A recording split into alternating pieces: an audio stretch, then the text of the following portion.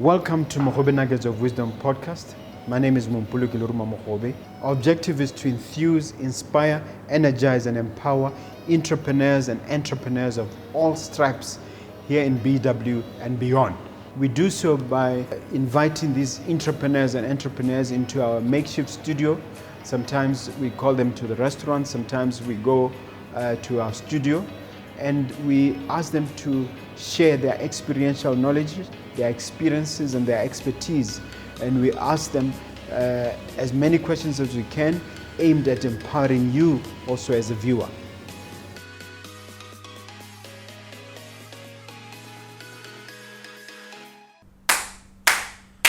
Hello dear viewer, dear listener, my name is Mompoloki Lerumo Mogobe. I welcome you to an exciting, invigorating, wonderful in every sense of the word episode of Mogobe Nuggets of Wisdom podcast.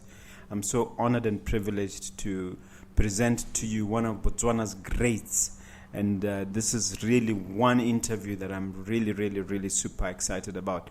I know that I say a lot about my interviews, but you will find out why I'm so excited about this. My guest is Mr. Isaac Makwala, and he requires no introduction, but nevertheless, he comes with his colleague and, shall I say, publicist and author. But I, as always, I really want to leave it to my guests to introduce themselves properly. But before we get into the interview, let me just make that special request, as I always do. Please hit that subscribe button. We want to get to 10,000. We want to get to as many people as possible. We want this podcast to go viral. Thank you very much. Can I welcome my guest to the studio? Welcome, please. Thank you. It's a privilege for me to be here. My name is Dr. Tshepang Tshube. I'm the author of the Makwala's biography.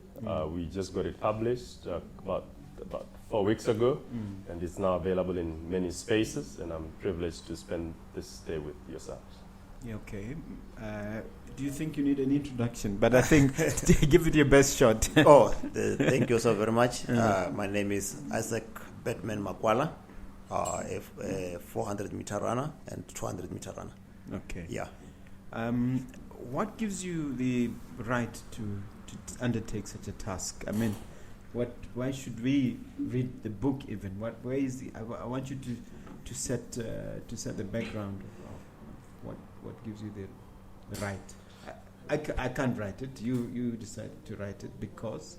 Yeah, because as an academic, I have throughout my life read and written things, but 90% of the work that I read is written and published in the United States or Europe.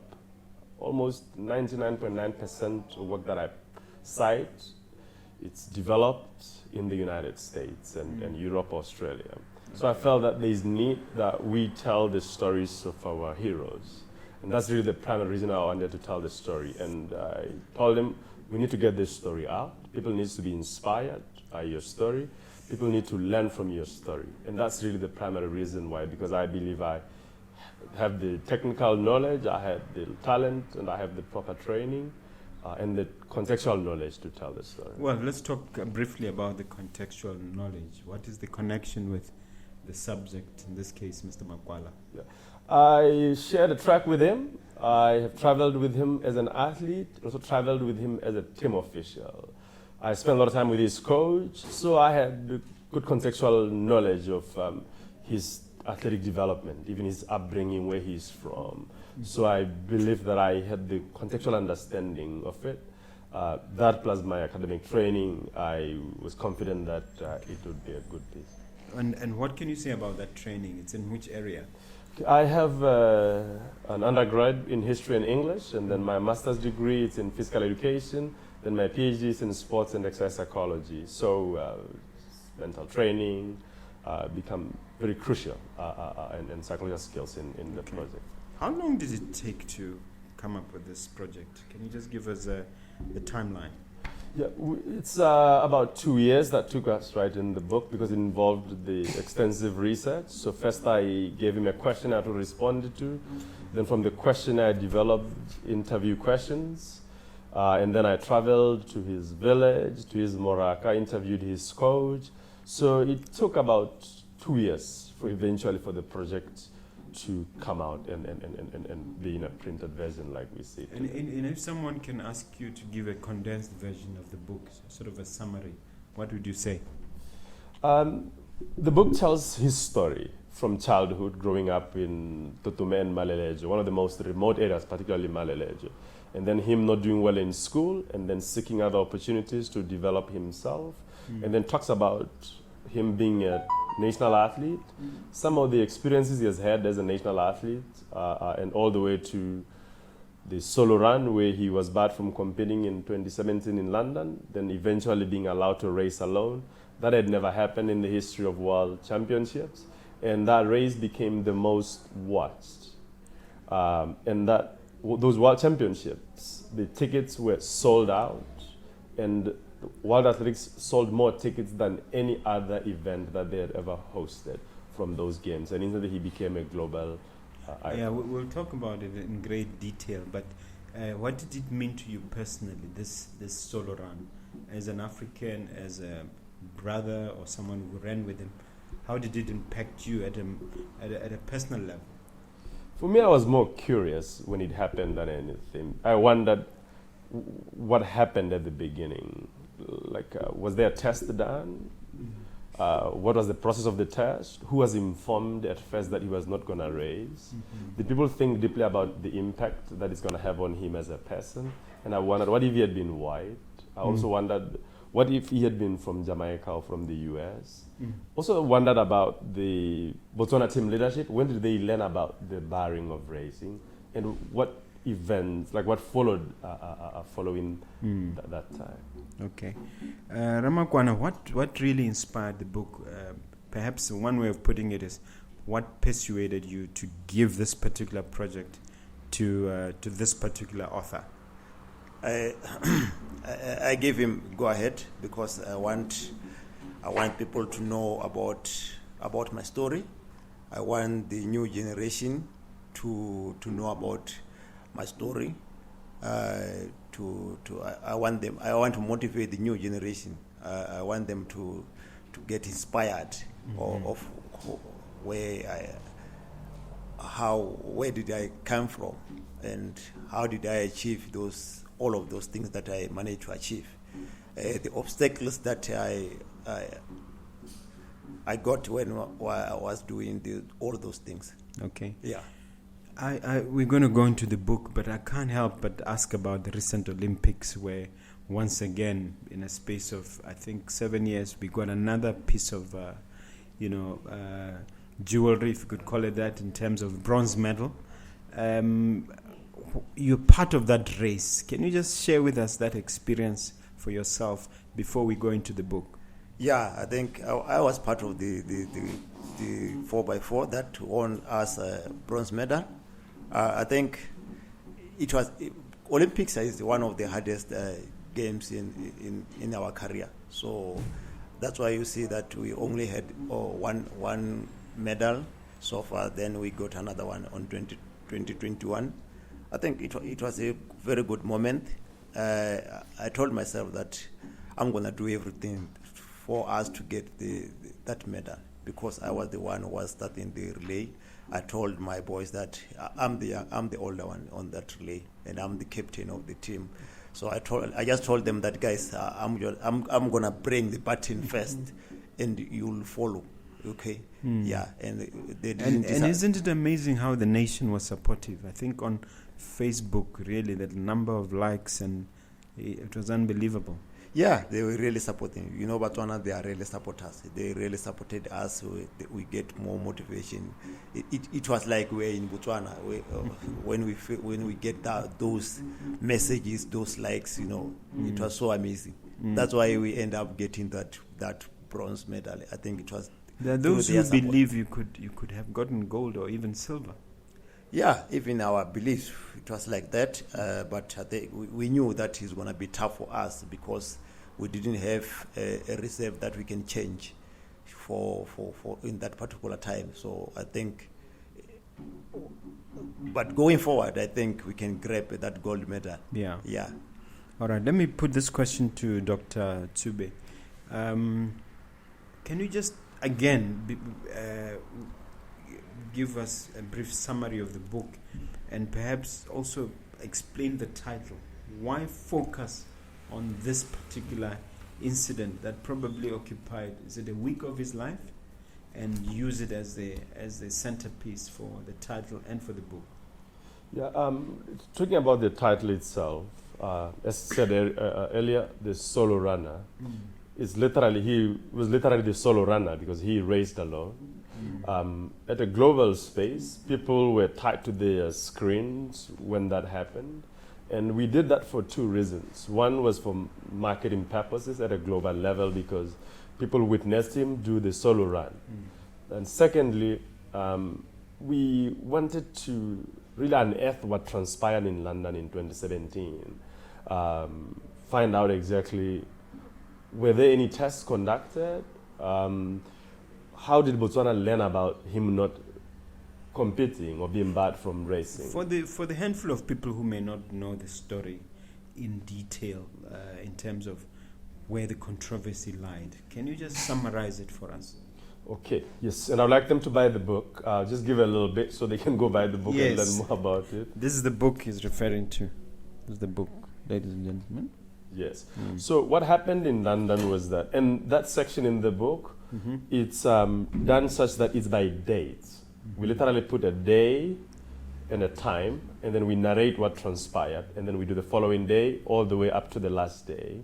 So what happened was that there was a norovirus bug at the games. From a lot of other countries, athletes from Germany, Botswana, athletes were caught with, tested positive from it. Then the symptoms includes vomiting. So then the first or second day of the games, the medical commission called a meeting for all head of delegations and all medical team doctors. They had two venues for the meeting. One was at the hotel where most athletes stayed, the other one was at the stadium. So it was required that each country be represented. And at that meeting, that's where they were informed that if you show signs, you need to quarantine for 48 hours. Unfortunately, Botswana was not represented at any of the two meetings. Then Botswana officials learned of the 48 quarantine later. Why were they not part of it? Either they missed the communication or it never reached them for whatever reason. So because they were not available at that meeting, then there was miscommunication about the 48-hour quarantine. And when Makwala showed the symptoms, he vomited when he got off the bus. And unfortunately for him, there was a medical officer who was very close to where he was. He was not far from the medical tent. They saw him vomit, then immediately took him to the medical tent and said, "You're vomiting, so you're suspected to have this norovirus. You need to quarantine." He tried to explain to the medical officer, but it went back and forth, and they put in medical records that he had norovirus, and that's how he was barred from racing. And how did the Botswana team react to that? The Botswana team, because different people learned at different times. So at the games, there's also a team manager. A team manager is responsible for all communication. So there's a mailbox. Each country has a mailbox. So the manager goes and gets the mailbox. These normally letters. But if there's something very significant, they sometimes verbalize, like inform the manager of what is going to happen. So when this saga really came out and it was very, very complex, they tried their best to remedy the situation by trying to let him be allowed to race, but it was too late because Wild Athletics had removed him from the start list, and to get him back, he really was never allowed back into that start list. They had to him race alone. They had to get lawyers, some colleagues based in London, write letters. The social media has to go. And fortunately, Michael Johnson spoke. And we have his quotes, Michael Johnson's What did he say? He, in his interpretation, was that Makwala was being disadvantaged so that Wade could win. Because in the build-up to the World Championships, Makwala's fitness level was really unprecedented. And Michael Johnson obviously has, 6 or 7 Olympics? And he's achieved so much. So much, yes. He's a legend in the game. Yes, and he's the only athlete 400 meter to ever win gold in 200 and 400 at the same games. Yeah. And his word then means, and I believe now he has an academy which he's running. And, Yes, and probably, it's very, very, very prominent in the area. For you, Ramakwala, how was this experience? Was it essentially traumatic for you?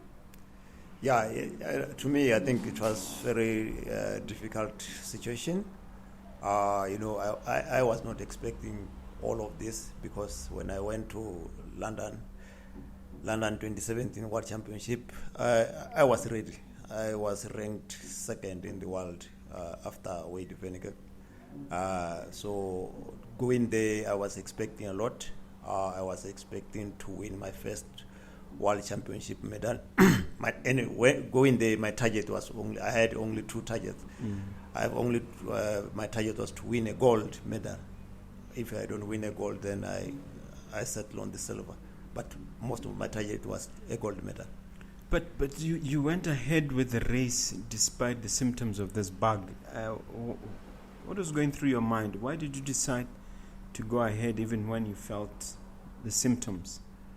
Yeah, I think the symptoms was not that bad. To vomit is a normal thing. I can vomit even when I don't have anything. But I was not sick. I just vomited. I think that's why I ended up doing the solo, because I was feeling good.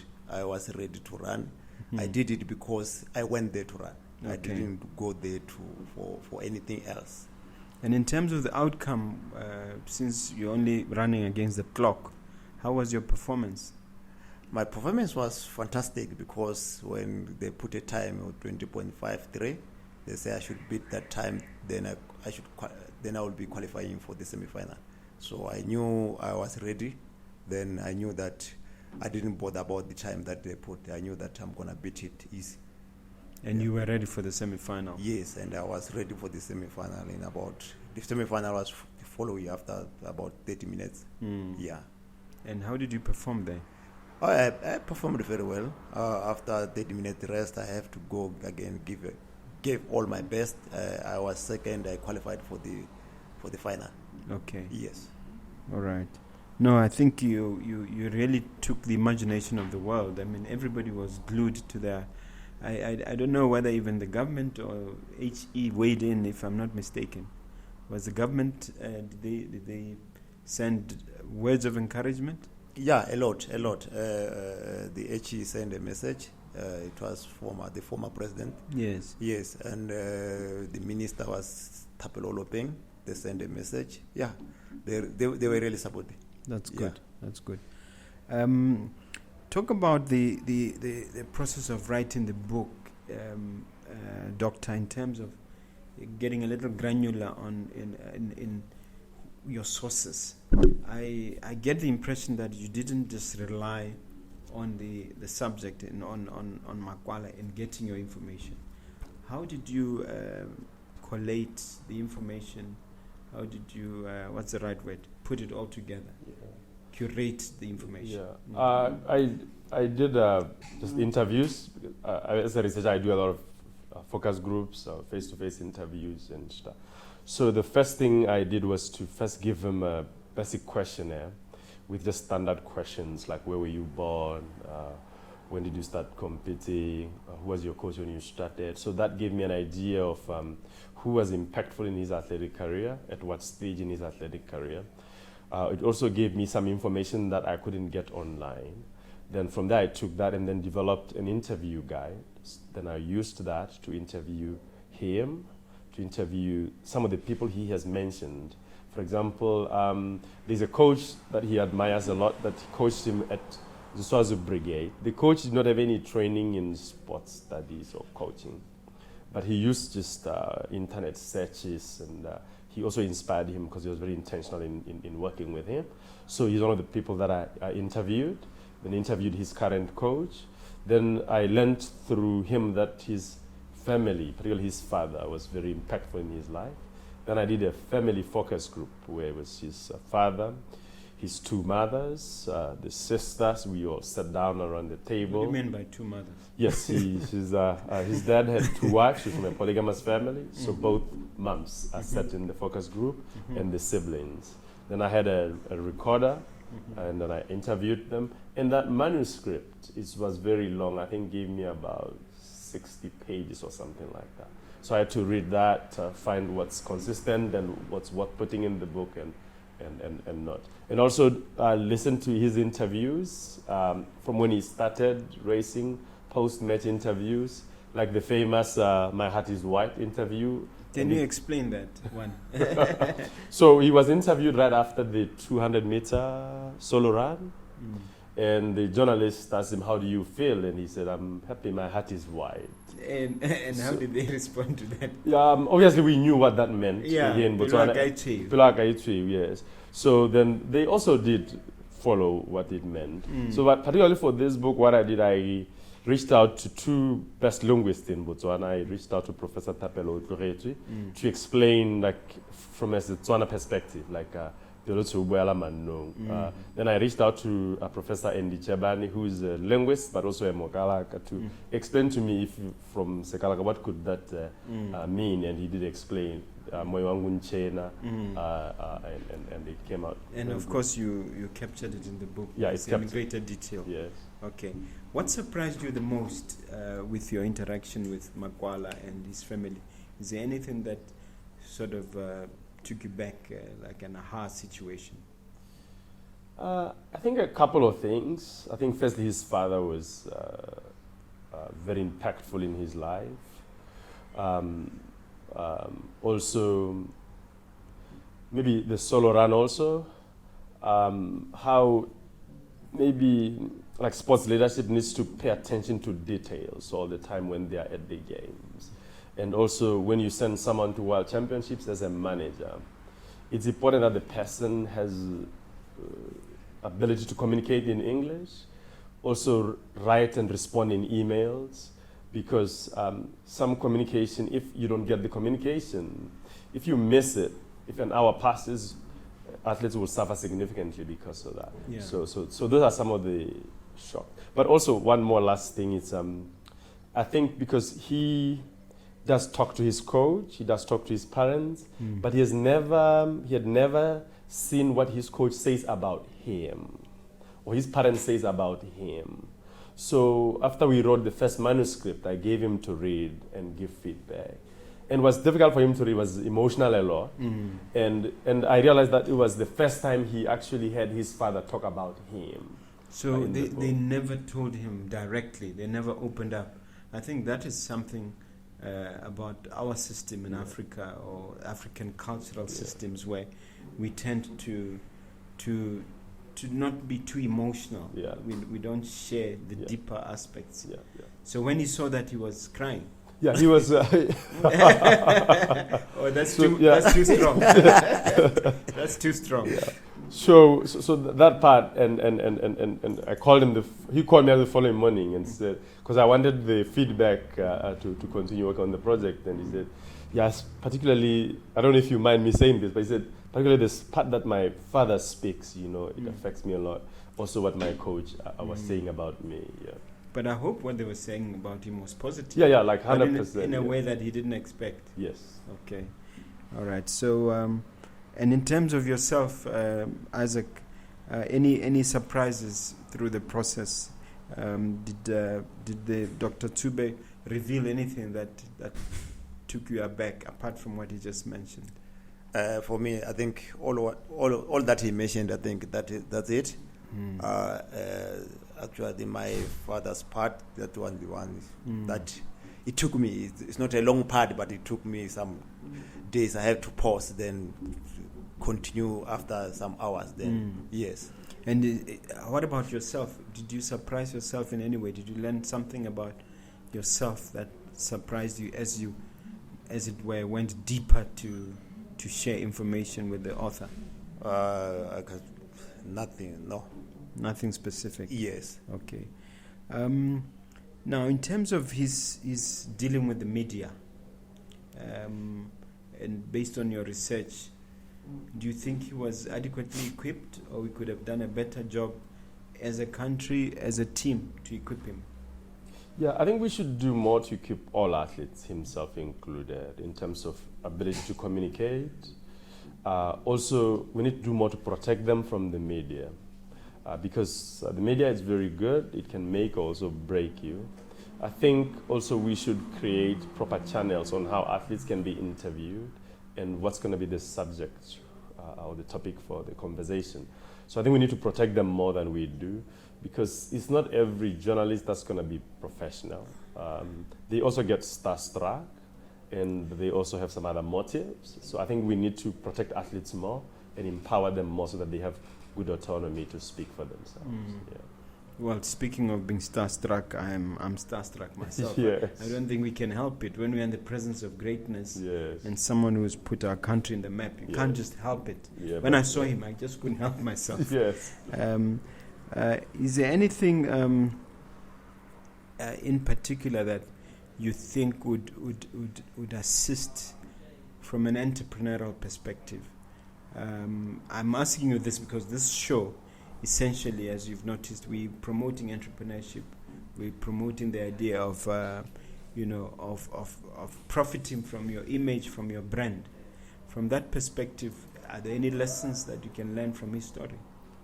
Yeah, I mean, a lot. Like him winning medals at major games. I think they need to be trained on financial literacy so that they can first know how to save their money and then also know how to make profit from their money. I think also the book is one aspect that him and I have an agreement on the proceeds, for example, that the profit would be shared in this manner. And also we engaged in selling. We just got back from a national tour where we met with buyers, individuals, as well as corporations.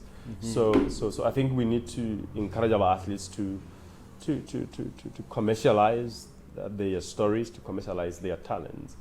And I think this is the first of its kind in Botswana, so it's setting the pace, and I believe others will follow through. Well, when you talk about commercializing your brand, the one athlete who comes to mind is Michael Jordan. I mean, the way he boosted the Nike brand and all that has happened there, and now he's a multi-billionaire as a result. Do you see us as Botswana athletes assuming that posture or drawing any lessons from that? Yeah, a lot actually. I'm glad you brought that one up. And we should think that for us, like Botswana has about 2 million people, maybe people who are active in the economy, maybe 60% of that, given the youth population. So it's a very small set. So we should think broadly. We should think beyond Botswana borders. But for us to do that very well, we need to empower athletes more. For example, we need to ensure that our athletes get training outside the sport. Like it's important for Makwala to go to school, the younger athletes to get academic qualification so that they can really conceptualize that their sport, it can be commercialized and it can be more impactful. And when we do that, then we allow them to unlock their talents and commercialize the skills that they have. But also we should sports federation should allow athletes to really blossom and be global icons that they are by allowing them to really go as far and through supporting them. Like for example, this book can be the start of that, ensure that the book goes global. Yes. And what about local corporates? Are they responding in terms of, the way Nike has responded to the likes of Michael Jordan and many others? How are the local corporates responding to having gems like Makwala in our midst? Yeah, I mean, positively. I think he can speak to some of those also because every email we send from a corporate, they respond immediately excited about purchasing the book. We did a national tour. People knew about it. They waited for us at different spots, including in the safari. The tour guides put it on their walkie-talkie, Rogers, that Makwala is in the park. And every gate we went to, people were waiting for us. So it's very impactful that way. And the support, it's overwhelming. It's amazing. Okay, in terms of your interaction, Ramakwala, with the media, what can you tell us? What happened? Are there any memorable instances you want to share? I think with the media, like Dr. said, the media can build you, can destroy you. So I think at the beginning when I joined the national team, because when you join the national team, you don't know what is happening, what is going on. So you have to attract with everyone. Then you learn when you grow that this media is not gonna do well on your side. This one they're gonna go well. So you have to. The more you grow up, the more you open to other people. So that's what happened to me. Then at the end, my mind grew up. Then I knew which people can take me to the next level, or those people which media want to pull me down. So but I want to push you to be a bit more specific. What incidents can you share? Are there anything comes to mind in terms of your career where you can say, look, my interaction here in the media wasn't so positive? Yeah, because when I joined the national team, I was my peak was so going well. So, but ongoing, then I got maybe some injuries like that. Then my performance going down. So the media they put me in the dark side that maybe like Makwala is finished. You say they used headlines like that. Yes, things like that. You know, that locally in Botswana or international? No, I'm talking about local, not international. The local, yes. So we don't support our own enough, even as the media. Yeah, I think they most support the one who is on top. Yeah. The more you drop down, they drop also with you. Okay. Yes. Yeah. And in terms of your interaction with other star athletes, Amantle, we spoke about Nigel. How is it? How you as Botswana athletes cross-pollinating ideas and working together to deal with these challenges around media? And when Nigel was here, was even talking about mental health issues. Is there anything you can enlighten us there? Yeah, I think with other athletes, I think we are so.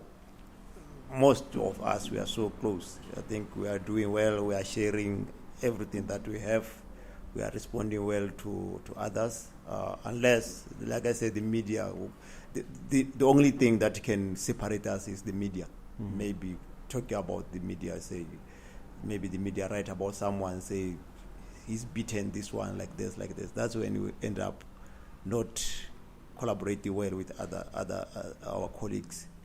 Yes. Maybe we go to the relay teams. The media can write, why didn't they put this one? They put this one. They were not supposed to put this one. You see, those things of they can cause a little bit of tension. Yes. Yes. Okay. Now, in terms of your, athletics, the general focus sometimes is on the Olympics, but you also have Diamond League. Comparing the two, where do you think greater emphasis should be placed? I think this question also goes to you, Doctor. What should we be doing, Olympics versus the Diamond League? I think on this one, I think look at how the government support the athletes. I think mostly we find that the athletes, because we are here, this is our job. We are doing as you come into the office. This is our permanent job also. We need something that will put food on the table. Yes. So look at that. We found that in our Diamond Leagues, mostly we find that there's something that comes in more. The athlete gets the check directly, isn't it? Yes, more than when you go to represent the country at the Olympics. You see, that's why you see. The Olympics is once in 4 years. Yes, the Olympics comes once every year. 4 years, but the Diamond League can compete in 7, 8 in a year, which makes more, And do you really get a piece of a diamond when you win the Diamond League, or it's just a name? Yeah, there's a trophy. There's a trophy that you won. And is it diamond encrusted? Yes, there's a diamond on top. Oh, yes. And it's yours to keep? Yes. Oh, okay. You're the diamond. Okay, maybe I shouldn't ask too much because people might be interested in that one. Okay, and how many Diamond Leagues have you been successful at? I've been successful most of the time on that I participated on. Yeah. Okay. But I won one trophy because there are many, and they say one final that you have to run. And Yes. it's not like you have, like you'd have gold, silver, and bronze. Yeah, the other one you participate, you have to, but there's no medal on those ones. You just have to collect some points to go and run the final. Yes. Yes. And you get paid for appearance?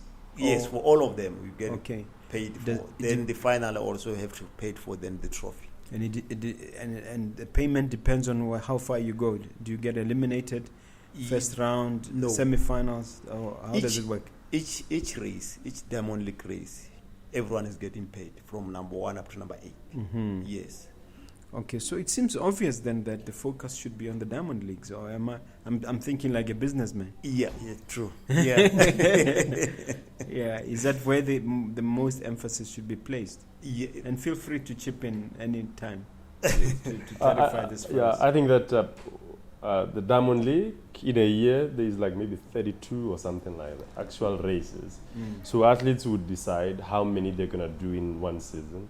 And each one, like he said, you get paid for. You get appearance fee, and if you win, you get money out of it, like right after the race.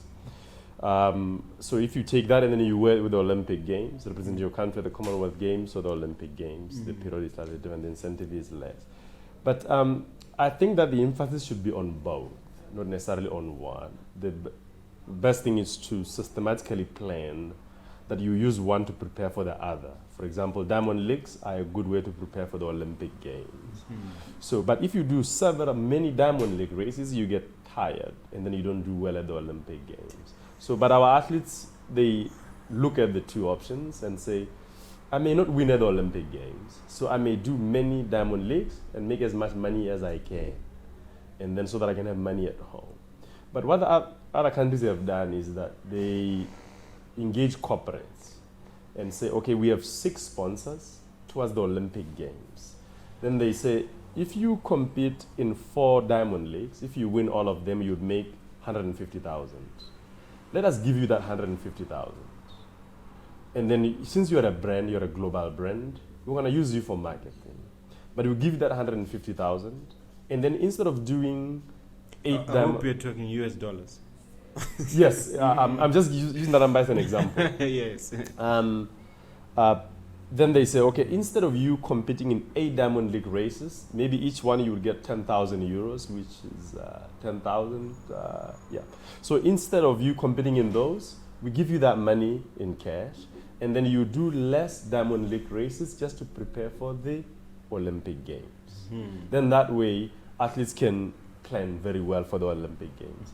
But if there is no clear structure and clear plan on how Diamond Leagues can be used to prepare for the Olympic Games, our athletes are very smart. They know that they want money on the table pretty fast. And then they can go to Brussels, do 1 Diamond League, win 10,000 euros, and then you go to Zurich, you win another 10,000. So you have 20,000 euros within a space of 3 weeks.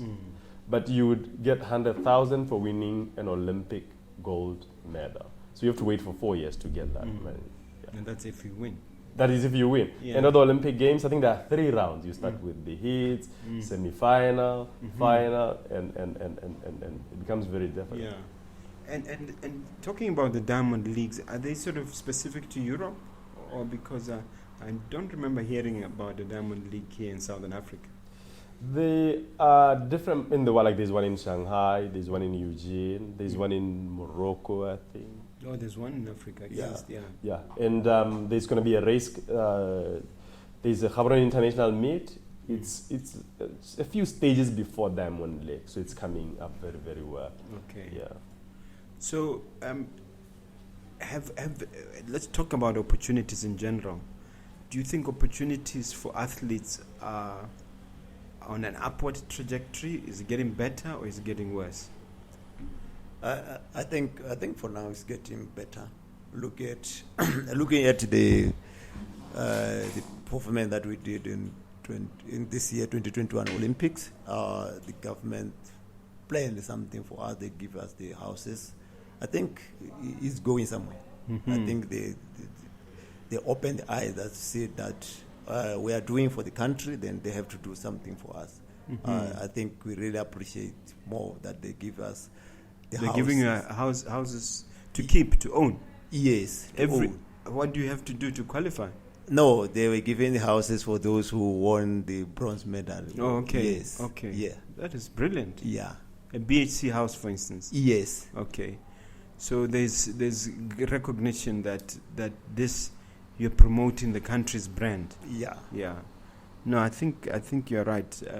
And is there more that you think should be done by, not necessarily government, but by the people of Botswana to promote sports? Yes. Do you think there's more that we should be doing? Yeah, there's still more that we should be doing. Like Dr. said, they say the corporate should come on board. Yes. Yes. Maybe now we are looking at 2024 Olympics. They should come on board now. They should come on board. Maybe if you say to motivate athletes, maybe to say when you qualify, we give you something like that, so that athletes should train knowing that when we are qualified, just to qualify, it's a big thing to qualify for the Olympics. Yes. Okay. Now, I want to go again back to the solo run, because that is really at the heart of the book, and it has shaped your career since. Okay, let me ask it this way: in what sense has the solo run shaped Isaac's career since that incident? Okay. In my observation, I think that he became more aware. I think because during the solo, he was really vulnerable, I think. But now, post that, I don't think he takes everything for guarantee. I think he applies himself more. And I think even his coach, they pay attention to details more than they did prior to the solo run. But Makwala has become known globally. So he has to have more self-awareness than he did before. And also maybe, this may be more towards sports psychology part about, because the performance was very high when he was barred from racing.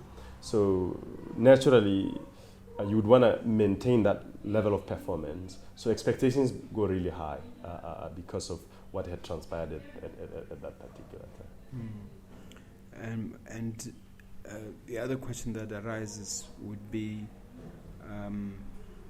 does being more well known because of this particular incident add more to the bottom line? Has it benefited him? I'll give you an example. People talk of, the COVID dividend. It's a terrible thing around COVID, but there's a dividend as well. You focus on more, and people pivot and focus on other businesses.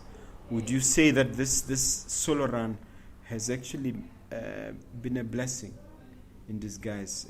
And if so, can you explain? Yeah, we think because it also inspired the book. Because the book it's not mostly about it, but there's a significant aspect of the solo run in the book. And he's known globally. We put the book on Amazon. We had people order from France, from the US, all over the world. We're in a safari and we just show them the solo run. They immediately remember CNN, BBC, and that obviously increases sales. So in that aspect, yes. So Napoleon Hill was right when he said, inside every adversity is a promise of a greater or equivalent blessing. Yes. So there was indeed a greater blessing. There was. Even the COVID-19 Olympic Games postponement. I want to encourage people to go read that part. Because of course, the athletes' careers were lost because of the postponement of the games. But some gained significantly from it. And you just leave it there as a teaser, or you'll explain to us. Yes, I'm going to leave it there. Okay. No, that's marketing. We appreciate that. Makwala, there's been rumors of your retirement. Can you take advantage of the nuggets and clarify once and for all whether there's any substance to these rumors? Yeah, I know there's rumors, and I know that people didn't understand what I was talking about. At 2020 Olympic Games, I said that's my last Olympics, but didn't mean that I'm retiring that day. I'm still on the game maybe for a year, next year. Then after next year, then I will say I'm retiring. For now, I'm not yet retired. Okay. Yeah. So you're just thinking about it. Yes, Okay. it's on the plan. Okay. Is it a case of the body saying that, look, I've served you enough now, or it's just the mind saying, look, you see, for athletes, we've always accepted that there's a limited shelf life in a sense, but I see, people like Serena Williams still pushing to win another Grand Slam, although she's in her 40s. So can you speak to that issue? Yeah, I think for me, I didn't want to retire on my my late ages, or 40 or something. I want to retire when people still remember me. I don't want to retire when I'm coming last. Yes. And in terms of your plans post-retirement, we've had a lot of people thinking becoming coaches, athletes becoming coaches, some of them becoming, trainers and things like that. Are there any definite plans post-retirement? Yeah, they are there. I'm still, like I said, I'm still thinking about them also. Okay. Like my retirement, I'm still thinking. They are online also. What am I going to do when I'm retired? It would be premature to share anything now. For now, no. Okay, I appreciate that. All right. Now, let's talk a little bit about, again, the key lessons from the book. You've hinted on some of them, but what do you think that an average Motswana youth who is interested in sports, especially athletics, can learn from this book? What are the key lessons? The first lesson is that we're all talented in one way or the other, and we should look for our talents and be able to explore them. Second thing, that you can commercialize your talent, and that if you have knowledge and you have skills, it's only useful when it's applied. Like Makwala is a really good runner, but it's only when he's racing for Botswana or for Nike or for global communication that it's useful. But if he's just staying in Malelezwe, running around trees, it's not useful at all.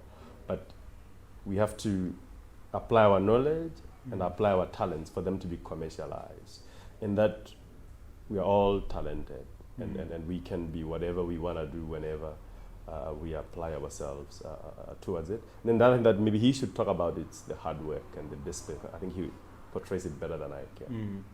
Yes, can you elaborate on that, the role of hard work in terms of reaching the levels that you've reached? Yeah, I think most of us, we have talent, but without hard work, I think you won't go anywhere, even though you have the talent. The talent need hard work also. You need to put everything that you have to reach where I am now.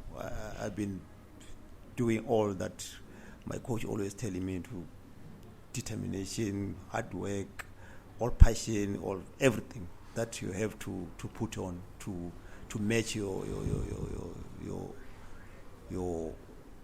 career, to match your standard, to take yourself where you want to be, yeah.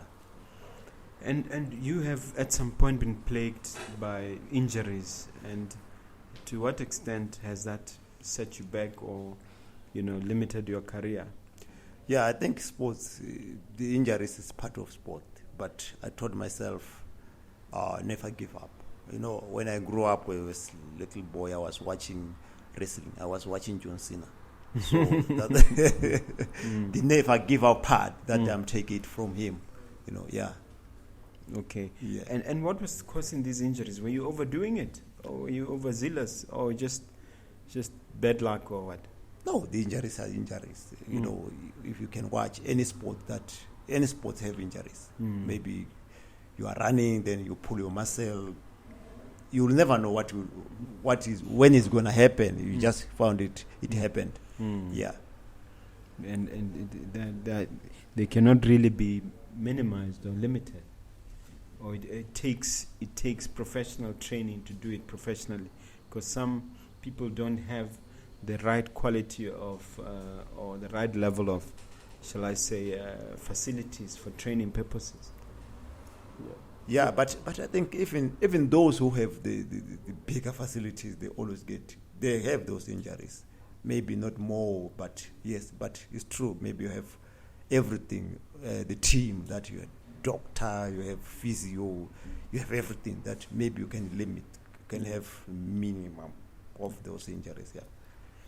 I want you to comment on something Nigel said when he was there, but he was talking about the government and the people in Botswana, that they are more interested in celebrating the outcome. They are not sufficiently committed to the process. And he was lamenting the fact that there was not enough being done by government and the people to support sports success in sports and to do the sort of things that you are promoting.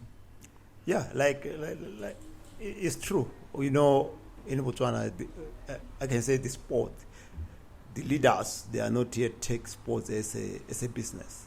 So they don't take it as a business. Maybe they, like he said, they celebrate after winning. Yes, that's after when there are games on that year of the games. That's when they focus. They put more focus. But when you start from towards the games, they don't have that much impact. They have much impact when you come on training camps, then during the games. Okay. Yes. All right. Again, we go back to our theme, the solo run. Do you think it could have been prevented? And if so, how? Okay. Let me speak to the previous question first. Yes. I think that for me, I think the major problem with our sport is that we don't connect it with other sectors of the economy. So sports, it's for it to grow very well, we need to know that it links very well with health. It links very well with commerce and industry. It links very well with immigration, with nationalism, with pride. So, but right now I think they're not connected very well. We know that if you play sports and you do physical activity, you are healthier. So the health bill at national level will go down. You win at the Olympic Games, the country gets, people are more proud, they're more happier that they are Botswana. So this needs to be connected. Like the Minister of Health needs to know that he needs to pay attention to what happens in the Ministry of Sports for the nation to be physically active and be healthy. Minister of Immigration and Nationality needs to know that when they win, then the country is known as a good country. The same thing applies with Brand Botswana and other sectors. That's why other countries would say our top athletes, we give them diplomatic passport. So when they travel, they don't have to queue, deal with, or spend 12 hours in the airport. So we need to know that these are connected. And is it your view that not enough of that is being done? Yes, I think it's not been done very well. I think maybe it's also it's not been done. I think there's a little bit of it. More should be done, I think, and it doesn't require a lot to do that, I think. Yeah. And my second question on the solo run, could it have been prevented? Yeah, I think it could have. I think that if the manager, for example, because, and I don't want to say this more because I want people to read the book, but the manager was verbally informed that Makwala would be barred from racing, but he didn't understand what the person was saying. It was only later that when it was all over the news, then he was able to connect the conversation he had with someone that, oh, this is what they were talking about. And when now the letter came, the press release it out, that now this is a mess happening. But had the person been informed and understood exactly, maybe it could have been prevented. Okay. But we've already said a lot of good came out of it, so maybe it need not have been prevented. Yeah, because sometimes I agree, we are talking post-event. Yeah. Yes. We're just doing a post-mortem. Yes, but had it been prevented, maybe you could be having a gold medal at the World Championships. You could have made a lot of money. It's a lot of money you make at the World Championship for winning. Yeah. Okay. And because of the significance of the event, why is it that Makwala is the only person who's ever run solo in the history of mankind. How can this be the only person who's run a solo? This is incredible. Yeah, because that mistake had not happened with other countries, because it happened only with us. And remember, at those games, there are other athletes. Some of them collapsed in the actual event, and they were allowed to continue competing. But it was only Makwala who was bad. There was another thing from Germany who literally collapsed. But no one banned him from competing. He collapsed during the race? During the actual event itself. Yeah. Wow. Yeah, I mean, I was hoping you would go into your research and tell me whether there's anything close to this that has ever taken place, just to underscore the uniqueness of what happened here. Yeah, I'm aware that, for example, Rio Olympics 2016, the USA team was disqualified, but allowed to, then was given a chance to do a time trial, but it was a relay, it was not one person competing at the 2016 Olympic Games.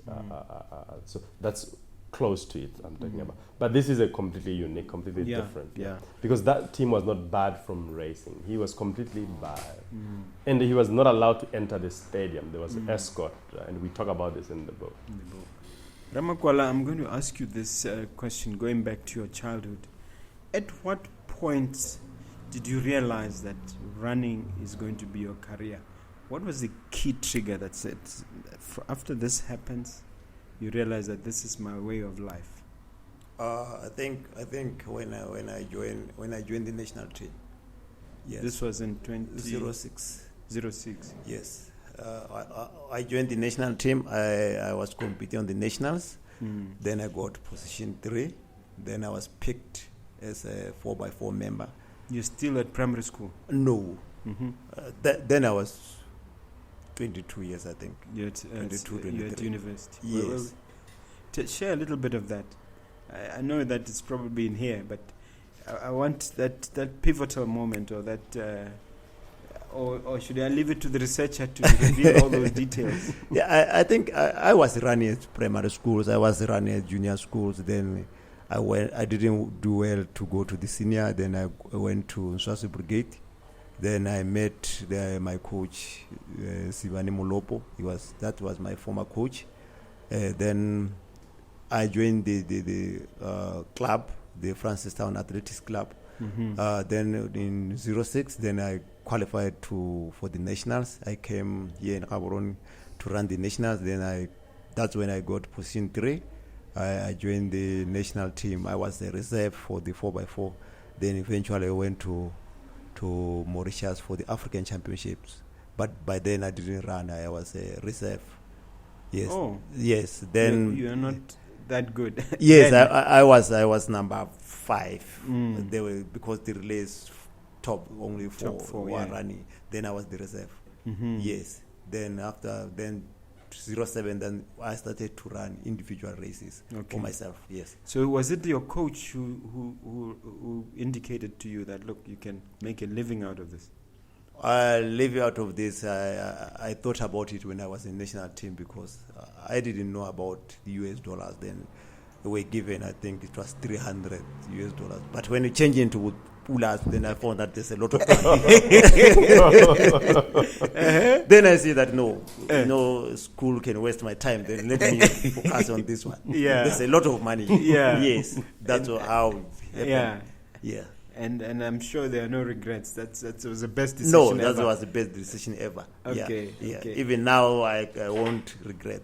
Okay. I know that maybe when I went to focus on school, I will not be here by now. Yeah. Yes. Yeah. And does your research confirm that? Were there any particularly pivotal people who told him to make this your livelihood? Yeah, I mean, for him, given his background, where he comes from, like he said, not doing well in Form 3, then taking 1 year gap, and then going back to Brigade and meeting Samoa, coming into the national team. For him, that was an aha moment, and he's very right.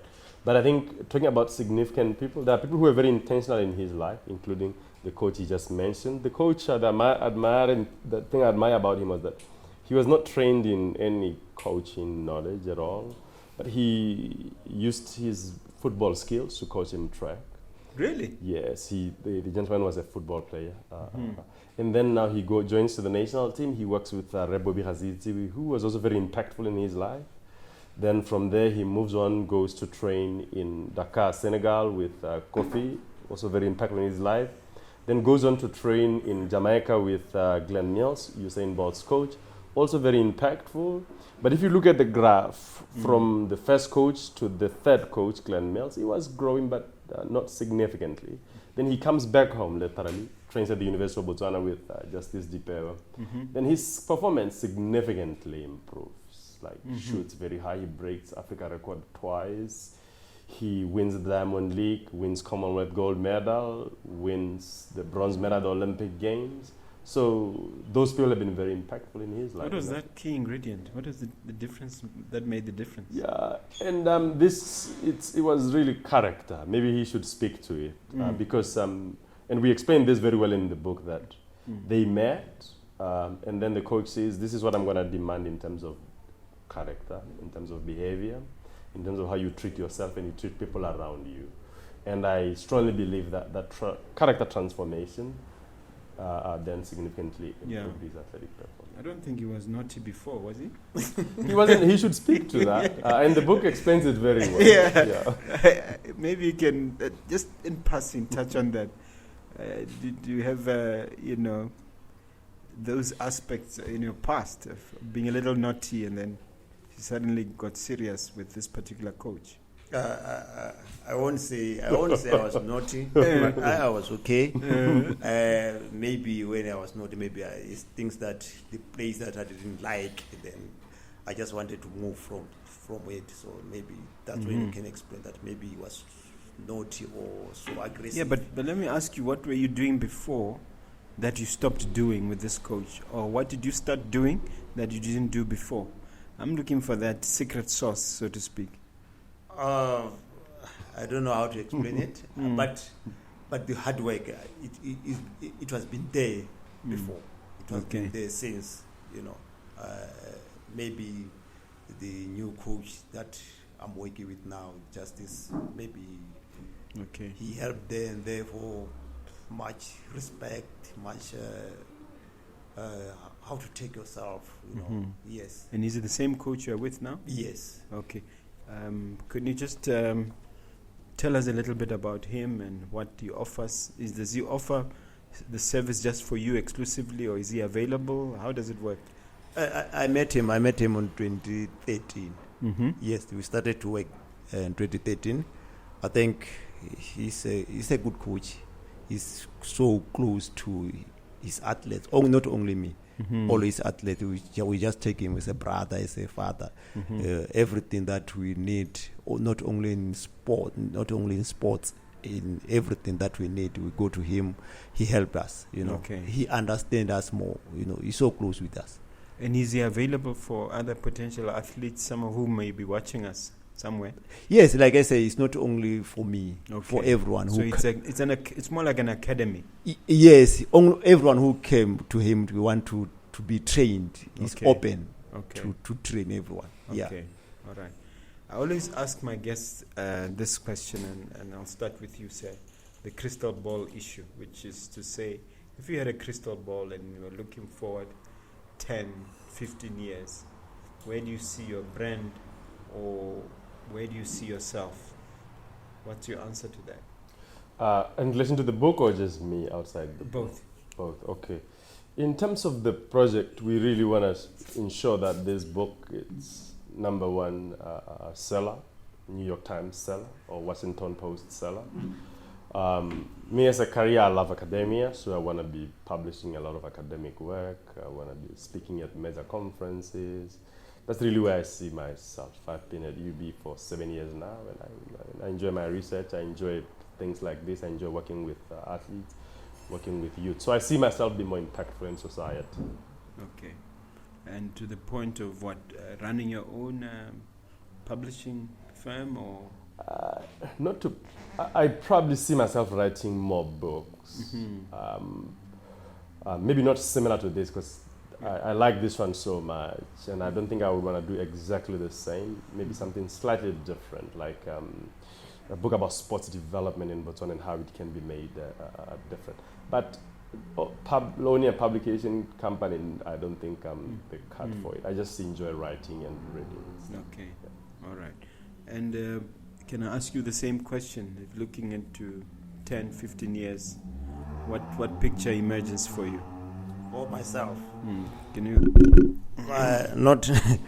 not in 10 to 15, but in 4 years. I mean, I'm targeting myself when I turn 40.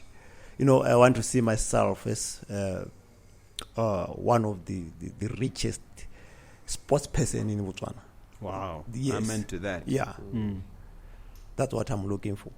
And then after that, let's go 10 years after you've got all this after you've got all this money in the bank account. Then what? Yes, I want to take Botswana on another level of sports. That's what I want to focus on when I'm settled on my side. Yeah, Through what? Training or teaching or training, coaching? teaching, coaching. Okay. One of them. Okay. Yes. All right. That sounds very, very interesting. Where do we find the book if we are interested in this book? This book is available at all urban soul stores, so Mafia Soul. Some people call it Mafia Soul. So it's No, I think it's Urban Soul. Yeah, Urban Soul. It's rebranded. Branded, yes. Okay, Yeah. good. It's Urban That's Soul. Morph's business. Yes, Yes. yes. So we have a partnership with him. So it's available.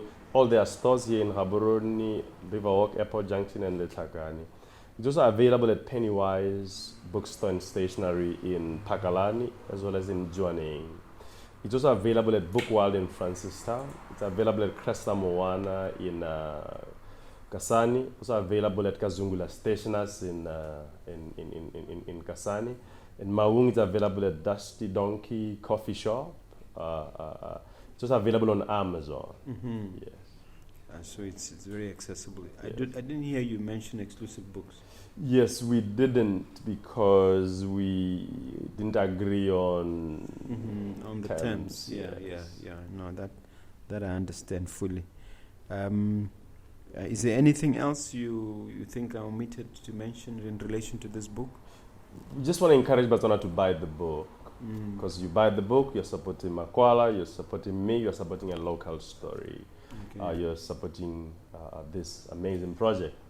So we can see people support the project, but we want to call out individuals, corporates who would like to partner with you to buy the book, for donation, for gifts, for yourselves. We are open for business. Okay, wonderful. This is your chance to ask me a question. Mr. Makwala, is there anything you want to know? Or shall I leave it to... On my side, I have no question. Okay. It's my first time to see come on this. the- Maybe I will research about it first, then I'll come back to ask some questions if I will have them. Okay. Yes. No, that's a good answer. Yes, sir. Okay, I'll ask you two questions. The first one is, if you were to redo your work, like at a professional level, if you were to redo it, what is it that you would maintain? This is like for a younger person. Let's say there's a kid watching this show in Maung or another place. If you, like, obviously you're a renowned entrepreneur, lawyer. If you were to redo your life, what is it that you would maintain to show that you are where you are? What is it that you would not do? Okay. I think I sometimes feel as if I got into personal development a bit late. If I'd been more voracious with my reading and more deliberate with my education earlier, I think I'll be further than I am. But since I don't want to dwell on regrets, what I've discovered is a lot of the mistakes that I've made turned out just like the solo runner did. Turned out to be blessings. Yes. Some very nearly catastrophic mistakes. If some of them I even call them cataclysmic events that occurred, turned out to be massive blessings So I wouldn't want to change anything. I probably want to maintain the trajectory of my life as it unfolded. There are businesses which I got into which went belly up, and in retrospect, I would not have discovered other successful businesses if I hadn't gone through those disasters and setbacks. So I would really say I would like to maintain this trajectory, but save that I would wanted to have been more aggressive in my growth strategy earlier. I hope I've answered your question. You have, yeah. Just like him, like hard work, yes. do things early enough and be impactful. Yes. What was the second question? Oh, that was the one question in 2 parts. Oh, okay. Yes. All right. Now, this is the part of the show where you look at that camera, each one of you, you make eye contact with someone there, and you motivate them, you leave them with something inspirational, a take home, so to speak. There's your camera there. Okay. Listen at home, just look for your talent. We all have talents, and apply yourself to it. Work hard at what you do and be the best at what you do. And that's the only way to be successful. Make sure that whether you are in music, be the best in music. If you are in acting, be the best at it. In academia, be the best at it. In sports, be the best at it. Thank you. That's really about excellence, right? Yes. Go ahead. Hi, guys. I want to say just know what you want in life. Take one step at a time and do your best. And the one word I can say to you guys, I say, never give up. Okay. I'm sure you also want them to subscribe to Mogobe Nuggets of Wisdom. Yes, subscribe to Mogobe Nuggets of Wisdom. Also like the Solorana page on Facebook and subscribe. Also like the Isaac Makwala page. Also like my page, Tshepang Tshube. Thank you. Okay. Is there any particular contact details that you want to share with them? Maybe on social media or WhatsApp or anything like that? Yeah, if you want to buy the book through calling us, you can call 76323739. But if you go onto the Facebook page, you'll find all the information. The Solorana page, Isaac Lak Makwala page, and Tshepang Tshube or Dr. Tshepang Tshube's page. All the information is available there. Okay. Are there any contacts you want to add, or he's covered everything? No, I think he's covered everything. Okay. Yeah. Thank you very much. It remains for me to thank you, Ramakwala, Dr. Tshube, for taking the time out. Continue to fly the Botswana flag. You've done a tremendous job in this book, and you've done a tremendous job by being Mr. Isaac Makwala, the one and only Solorana. Yeah. Thank you for coming to Mogobe Nuggets of Wisdom. Thank you so very much. Thank you.